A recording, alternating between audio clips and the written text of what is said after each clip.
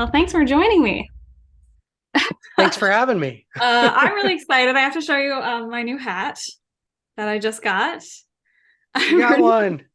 I'm pretty thrilled about it. I saw it, I guess, on Instagram for your festival release, and I was like immediately on Instagram, like, who was going to get me this hat? And our good friend Phil obliged and got it for me. So I'm very excited about it. So thank you. Oh, I'm so happy. I'm so happy you got you one. Amazing. I was literally so excited. I didn't even know what your movie was about or anything at the time. Like I had seen, a couple posters, but I was like, hold on a second.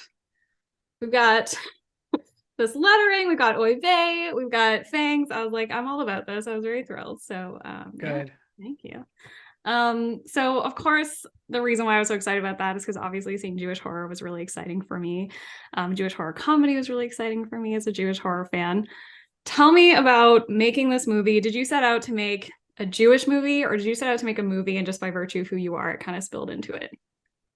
Um, I mean, I think as my therapist says, both things are true. Yeah, yeah, um, I like that.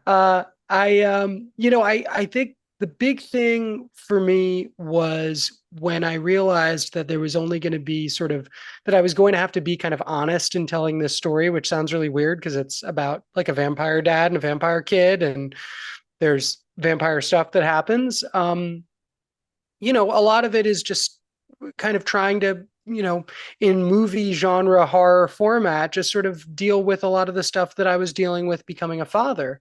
And part of that was realizing that as much as and as credible, as incredible and supportive as my shiksa wife is, um, it was going to be sort of up to me to kind of set the path for what my side of the family believes and where we're from and who we are.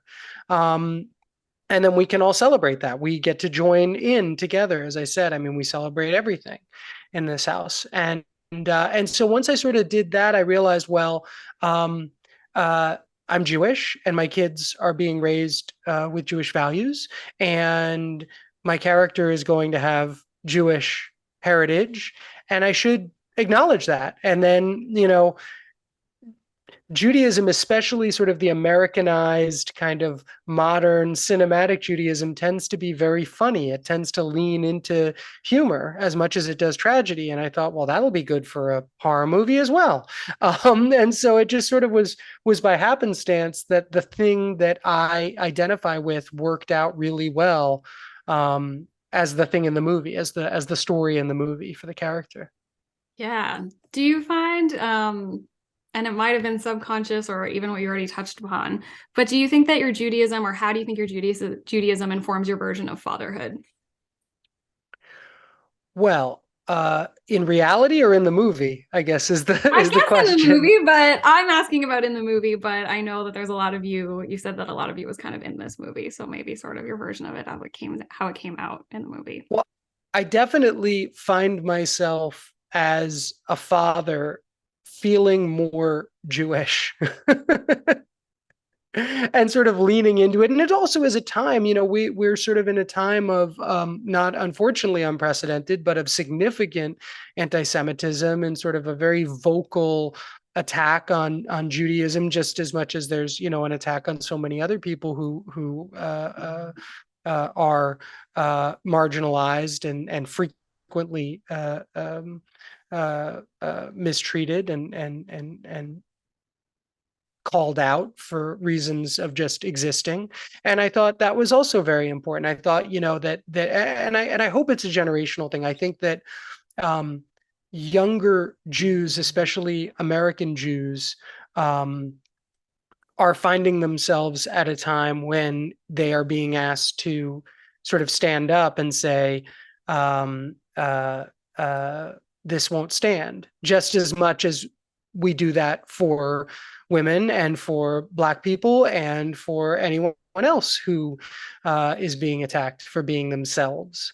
And so I think that I became a bit staunch about that when I became a father. I realized, well, it's not just about protecting myself, it's about protecting my kids now. And so I think, to have made a movie where a character as a vampire who's immortal has dealt with that um uh um uh in the most significant modern way through the Holocaust felt again like it sort of unfortunately made sense.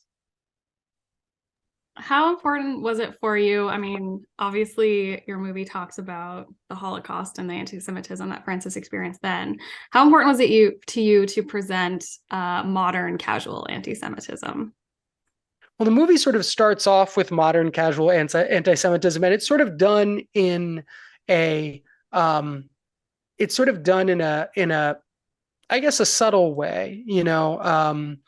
Uh, there's a character who uses the word yid, which of course is a pejorative for Jews, but it's put into the context of yid-ish, which is a joke. I have friends who are half Jewish and refer to themselves as Jew-ish, right? And it's like it's very funny. And so I sort of started the movie with that kind of again to kind of plant the seed like, is this casual, is this not? And it's funny, it's like you talk to people who don't kind of go through the world often either living in a big city where there's lots of people like them, or educated people, or being able to pass as a wasp, let's say. And they'll tell you, I can tell when someone is vibing me with racism or transphobia or sexism. Like people generally know that sort of thing. And I generally don't feel that, right? Because I mean, I wear a high and I, but I can pass, I can change my voice a little bit and I can seem like a whatever, like a normal white person. And so again, I think that there was sort of this sense in the character that that's kind of what he's doing. That's kind of he's sort of been code switching uh, uh, for a lifetime plus. Um, and so there isn't a ton of, I think, casual anti-Semitism in the movie, with the exception that I just suggested. Although there is definitely a suspicion that is more rife among the people who we would tend to, and who, generally speaking, statistically, tend to be prejudiced versus people who are not. Yes. Yeah. I was like, there was kind of that element of catharsis. Or like, we're starting I'm the trying to be a little diplomatic with my answers, but I think yeah, we're that's all picking up fine. what I'm putting down here, right? Yeah. Yeah. We're in, we're in a safe space. Yes. I also loved, I mean, aside from just the catharsis of the immediate, like, oh, I'm gonna bite you, anti-Semite. I really love that you started the movie on a hard note of just like your first line was Oy vey, which was I was like, okay, I'm all in 100% with like klezmer music. I was like, I'm all in. I was reading your convo with I think Vanity Fair where you talked about the difference between Oy vey and Oy gewalt, which I thought was so fun. And I guess I'll direct people there. But was there any other Yiddish or any other Yiddish phrases you kind of learned as you were putting the movie together, or are there new ones to you that you were like really excited to include in the movie? Someone taught me oh, I'm gonna butcher it now, but it's misa machina, which is Mm. like a really like, could we swear here? Is this okay? Yeah, This is it's Fangoria, right? We could Fangoria. I swear. It's think like, that's come on, fine. yeah. There's It's like like this is a decapitated really people. fucked up situation. Is like this is a mess. And I had not known that one before. Um, but I think it also is like what you grew up with. Like I grew up with a lot of fakakta. There Yeah. was a lot of fakakta all around. There wasn't as much oi. There was a lot of fakakta. Yeah. I think it took me till I was like in my 30s before I realized that like Vakakta had like an R in it. Like I didn't realize that we were like pronouncing it with a Yiddish accent. I was like, oh, it's F-E-R? I didn't expect that. Because I just said it so much. Then there was stuff that I use every day that I didn't find in there. Like, we try to be environmentally conscious in the house. We don't use a lot of paper towels. We use some, but we have two little kids. And as you can imagine, the kitchen is often a mess. There are a lot of schmatas laying around. And that's like, I think that might be like my favorite everyday casual Yiddish. Unfortunately, did not have room in the script for schmata. Schmata. I love there's a neighborhood here that kind of used to be called Schmata Row. And it's funny hearing like non-Jews like try to name it that. Like they're always like, Schmata Row. I'm like, the what? No, that's not how you say it. Um, what jokes, I mean, aside from all the Yiddish, what jokes do you think you slipped in there that you either left them there for just the Jews? Like, this is a joke for the Jewish people, you're not going to get it. Or maybe were you kind of like, I'm not going to explain this one to you. Like, you can figure this one out. Was there anything like that in there? My favorite what I think of as a sort of Jewish vampire joke that is probably you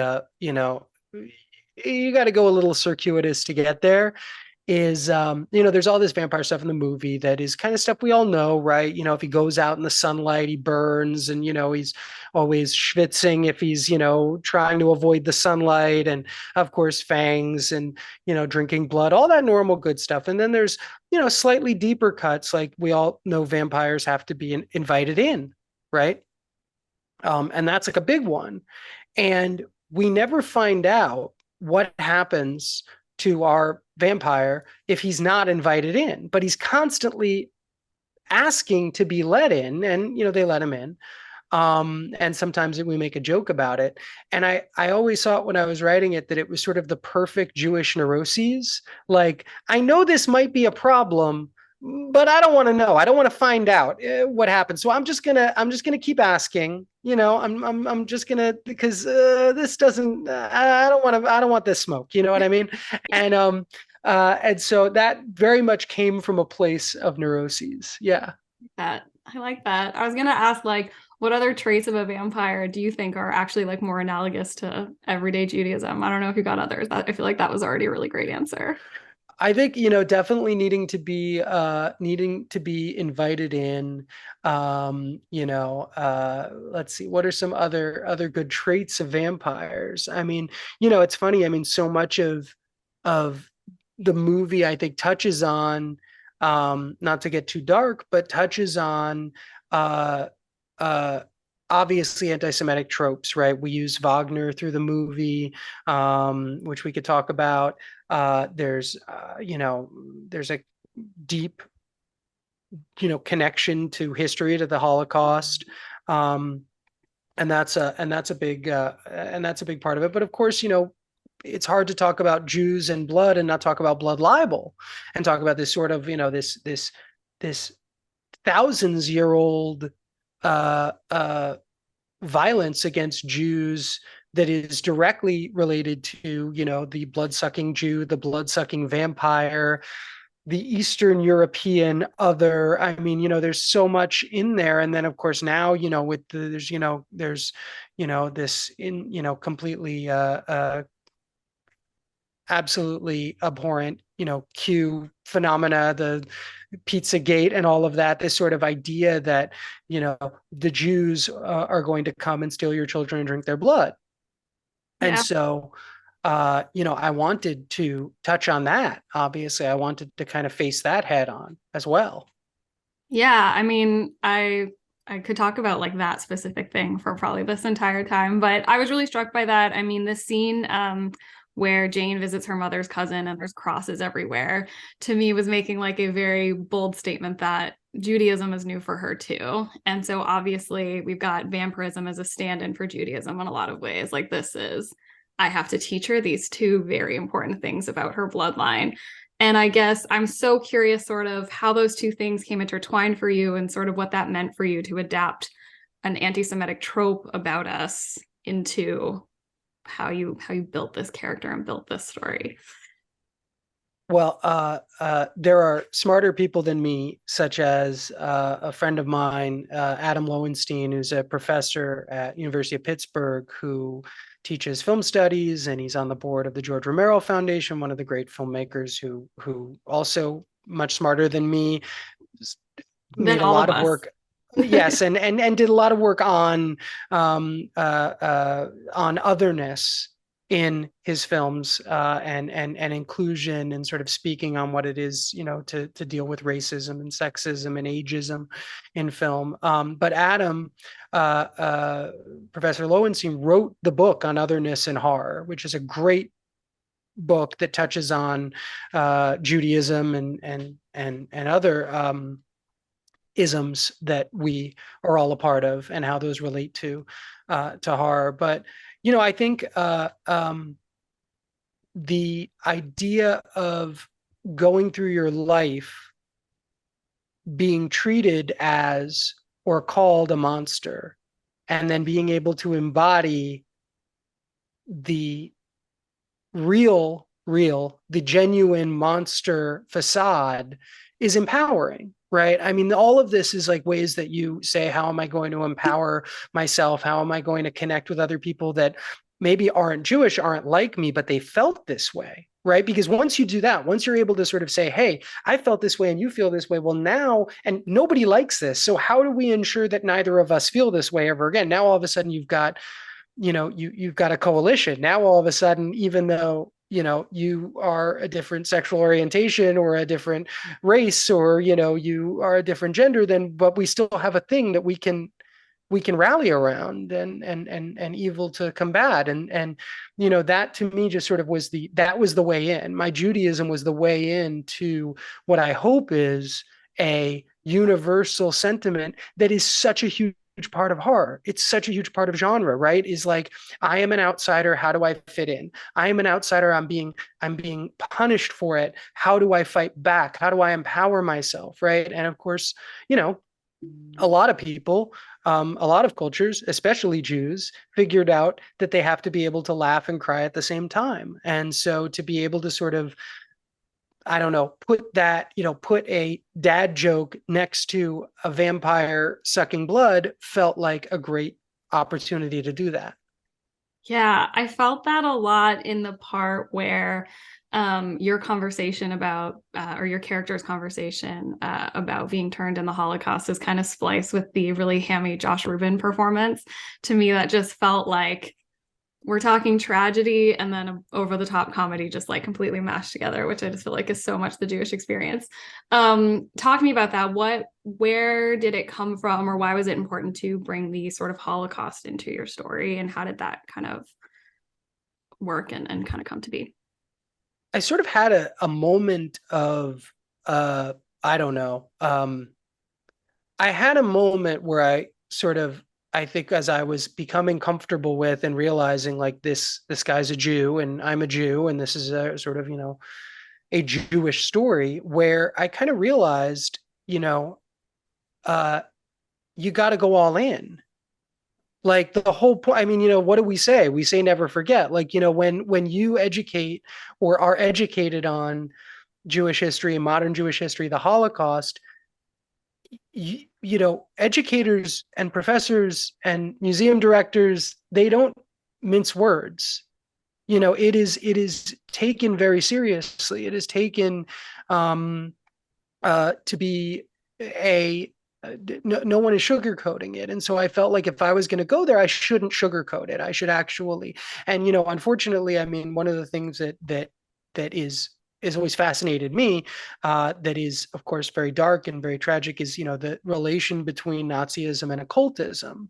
And we've seen it in Raiders of the Lost Ark and Hellboy, and it's been done in a very entertaining way, which I don't think is a bad thing. Again, I don't think that using entertainment to talk about real horror, real evil is a bad thing. I think that's something that horror movies do and should do.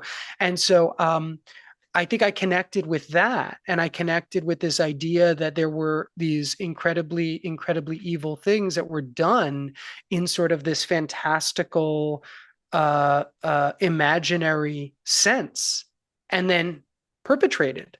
And I thought, well, what if they were perpetrated? Which, of course, is again the conceit of, I'm not the first person to make that conceit, but I thought that it might be an actual scary thing, which it is, which we should face. Yeah, yeah. You mentioned Wagner, and of course, I already mentioned the klezmer music. Talk to me about the music in your film. Switching gears Well, a little, but don't worry, I we'll mean, switch back. big ups to Bob Allaire, our incredible composer, who is not a Jew, and had not worked much in klezmer music, but once I started talking to him about it, I mean, he's such an incredible composer and musician that he got right on board, and was really excited about it. And we just got to dive deep, especially into modern klezmer, which I didn't know about. I just knew klezmer from sort of the kind of, the I don't know, the hits. I don't know. Are The there Curb hits? Your Are there klezmer hits? Enthusiasm domain free music. Exactly. Yeah. But I just thought, I thought I mean, it's fun music, it's party music, it's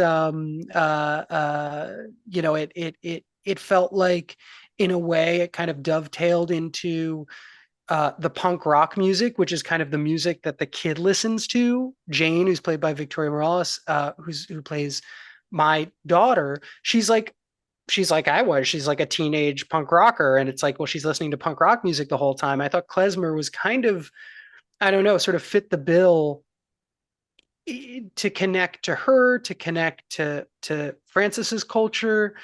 And as far as the Wagner goes, I mean, it's so funny because you talk to people about it and they go, "Do you know that Wagner was an anti-Semite?" And I go, "Yes, I did know that. Like, yes, What do you think?" I've heard And about it at every wedding I've been to since I was um, 6. Yeah. yeah, I mean, some may say the second most famous anti-Semite. But the thing is I'm a huge opera fan.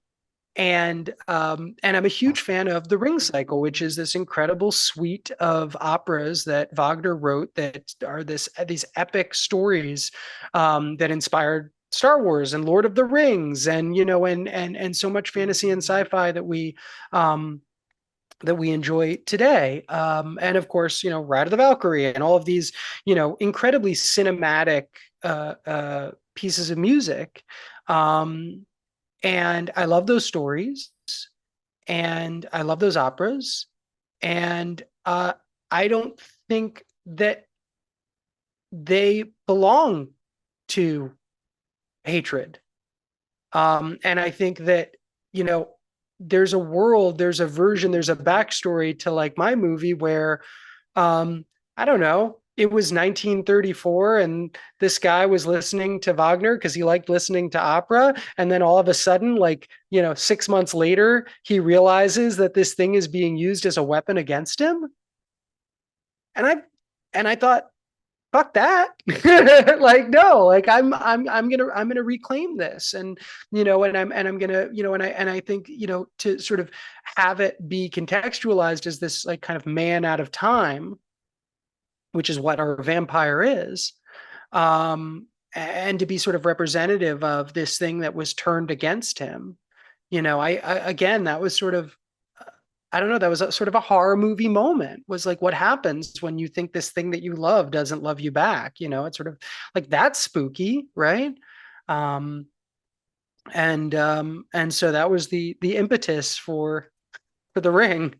I think that's so interesting because that's such a modern experience. Like, how many times have, you seen that post about some writer you loved and people are letting you know that they were anti-Semitic, and you're like, oh, and you have to like reflect on that and how did that inform their writing and am I okay with that? So I think that's deep. Yeah, and that's something that I think we all have to, like, we all go through today, as you said, sort of like, in a sort of, in a modern way. We look back at filmmakers that we've loved or musicians that we've loved or at least considered to be brilliant, and you go like, well, that guy was such a piece of shit, I don't even know him. And the funny thing is that I think about them now and I go, with a lot, at least a lot of them, I'm like, I didn't really like that stuff to begin with. And Wasn't so hot. Yeah. and but then occasionally you get a couple that you're like, wait, I still really like that movie, and I don't know if that movie is reflective of this person being a bad person.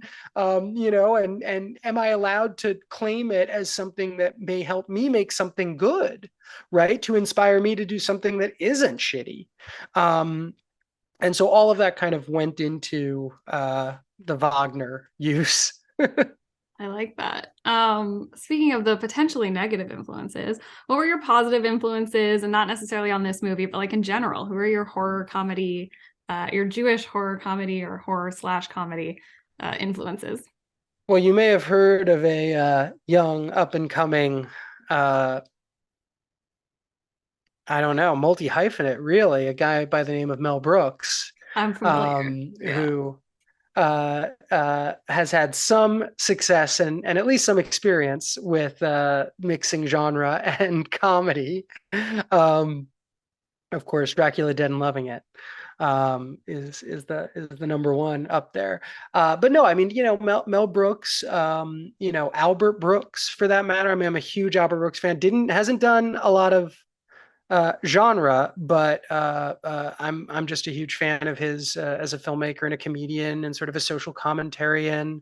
Obviously in sort of modern day, I mean, everybody I think who is looking to sort of speak uh, on inclusion within genre is looking to the master right now, Jordan, and sort of saying, how do you tell these stories about your personal experiences or your personal fears or your history within the context of a genre sandbox, and then on top of that, Romero, and of course Romero made Martin, but it's funny. I mean, I don't know. Can you think of a lot of Jewish comedy genre filmmakers? I mean, you could argue the Coens, right? I mean, I think, Yeah.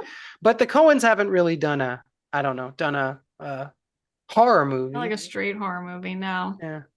No. Yeah. I don't know. I would have to say it's like one or the other. I don't know that we get a ton of Jewish horror comedies. Yeah. Maybe I'm like, here, folks. Here yeah, we I know. are. Here we go. This is it. This is the moment. Okay, turning us a little bit back to our conversations earlier about Nazis. Talk to me about the watch in the movie. Talk to me about what it kind of means, and then also extrapolate a bit on the line where the pawn shop proprietor says Nazi stuff is always big or has always been big, something like that. Well, I'm a collector of wristwatches. It's like a hobby of mine, and so I know too much about this esoteric thing, wristwatches, and I like them because I like history and I like design and I like sort of how history and design and as we say provenance, where something came from, can impact what it is. And along with many technological advancements, the Germans made very good functional wristwatches, and those wristwatches are very sought after today. They go for tens of thousands of dollars. And there were a bunch of companies in the movie. I say A. Lange and Söhne, which was one of them. You can buy an A. Lange and Söhne watch today, brand new. They cost $50,000 or something. These are like very high end. I don't know who's buying these things. I'm not, but the but the ones that they made for Germany during the war are out there. They're very sought after, and there were a couple other manufacturers that made them. And I thought, this was the kind of thing that he would have. He would have gotten it from I don't know, a victim, and been wearing it ever since. And might be aware that it's worth a lot of money and that he could pawn it. And then when the pawn shop owner says, Nazi shit is huge, always has been. I think that is a bit of gallows humor, of course, but I also think that there is uh, I don't want to say a fetish, but I think that there's a fascination that people have that connects them to, Nazi memorabilia without necessarily always thinking of the reality of it. And then, of course, there's people who are just straight up like not. There's a lot of still Nazis. There's a lot of people who are like, I like this shit because it represents something I believe in, which is the dark side of that joke, right? The really dark side of that joke is people like this. It was funny. I knew someone once whose father was a World War II reenactor, and so on the weekends they would get together and he would dress up like an old GI, and he had like an old, Willys Jeep, like a US Army Jeep, and he would drive it and they would reenact stuff from World War II. And he had a whole garage full of like authentic World War II memorabilia and costumes and stuff. And I remember he was showing it to me once, and he said, yeah, I know you think this is weird, right? That I would do all of this and that I'd have all this stuff. And he goes, just consider this. There's guys who are doing the other side. And so, meaning that there's some guy on the other side of town whose garage is just full of Nazi shit. And so I thought, of course, that was crazy and insane and very funny and all of those things and scary. And so, I think I channeled that story for that moment in the movie. I like that. Speaking on the quote heavier stuff, the conversation with his old friend, Francis's old friend, who's the black woman hematologist. Hematologist? Did I make Yeah. that up? I was curious if you were maybe tapping into the idea of the allyship between black people and Jewish people in kind of the times of like Jim Crow and the in World War II. Was that maybe I on? think you're giving me too much credit. Okay, I don't I think know. Maybe I'm just no, really I thinking about appreciate it. that right now. I But appreciate it. I mean, I'll take it if it's a positive. Yes, I meant to do that. Of course, is the I answer knew for it. anything good. Thank you. Yes, glad you caught that. I thought obviously that this guy, he needed a friend. He needed someone who was helping him and sort of representing a familial relationship so that he wasn't just a total ghost, a total shell.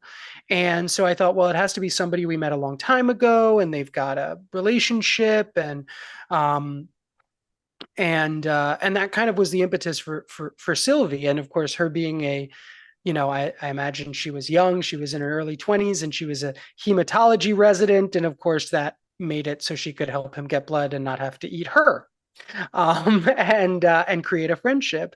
Um, you know, I mean, I would love to look at it as allyship, and I think that there's a lot of allyship throughout the movie, right? There's a lot of people who are friendly, who I would like to think are friendly, not because of their race or their ethnicity or creed, but because they are friendly people. And on the underside of that, I think is, I hope, an implicit idea that we should look to people who, again, have maybe felt a little bit like us at times. We've all felt this same feeling, and from that we can find allyship. So maybe there is an undercurrent of sort of safety amongst people who may understand how you feel or may understand what you're afraid of. Yeah, 100%. What Yiddishisms got cut out? Were you ever gonna name this movie something to do with mishpacha? Were you ever gonna call the meat fleisch? Like what else? What did we miss? No, none of that. No, none of Oh, that. too bad. None of that. No, I wish I could take credit for the title, but my lovely wife, who is a better writer than I will ever be, read the script and said, "Well, it's called Blood Relatives, isn't it?" And I said, "Yes, of course it's called. Yes, of course. Knew it. I had thought of that before you thought." No, she thought it right up. So thank you, Allison. Um, but there was no, there was no, and I'm surprised I didn't use Mishpucha. They should have used Mishpucha. It's funny, when I was writing it and then when I was shooting it, I didn't think there was so much like Yiddish or Jewishness in the movie. And then we're editing the movie and I was like, oh wow, I've really quadrupled down on this shit, huh? Like this is me, huh? Okay. It was And it's great. funny because you see it in Victoria's performance too, where it's like I would get into the edit and I'd be like, because we'd perform and we'd do a take and I'd be like, oh yeah, that's great. And you do something enough and you go like, I know we hit it, right? We did the right thing. I didn't realize there's like times it feels like she's doing like an impression of me. She's doing like an old Jewish man a little bit. And I was like, it's so, I mean, I think a little bit goes a long way, is I guess the answer to my question, to your question. Yes. It was great. I like again, like I'm like, oh, let's check this Jewish horror comedy out. And it was like immediately with the music, immediately hit me with the oive, and I was like, we're going for it. We are going all the way. This movie is unapologetic. So I We obviously leaned in. but yeah, I had a lot of fun with it. Well, we're getting near to the end, so I just have to quickly, simply ask you, what is your favorite scary movie? Ooh, uh, it's a big question. I mean, my favorite vampire movie is probably Ganja and Hess, which Oh, I very nice. don't know how scary it is if it's like, so shocking. But it is a great movie about, in their case, a black vampire experience and sort of black culture. And very much sort of couched in the era of its time. It's a great 70s exploitation film, black exploitation film made by Black people about vampires, and touches on a lot of the same themes that our movie touches on, I hope. I mean, it's sort of a masterpiece movie. Along with that, Near Dark was a big inspiration. Trouble Every Day, which depending on who you talk to, is or is not a vampire movie. Claire Denis, it's a masterpiece. Martin, George Romero again, a movie that talks a lot about Catholicism and vampirism, which is the more common religious association, cultural association, but a great movie about otherness in vampirism. Like it. That's awesome. Well, Yeah. thank you. Thank you so much for chatting, for kibitzing with Oh, me thank you. today about all Thank things you. Jewish. Yes, I know kibitz. I know we didn't even have a chance to use all of our Yiddish. Yeah, all the like the background storage, all the words that you learn over time that not everyone else knows. But yes, thank you. This was so much fun. I appreciate it. Your movie's so fun. It's on Shudder. Check it out, everybody. It's so Oh, great. thank you. Thank you so much. I appreciate it.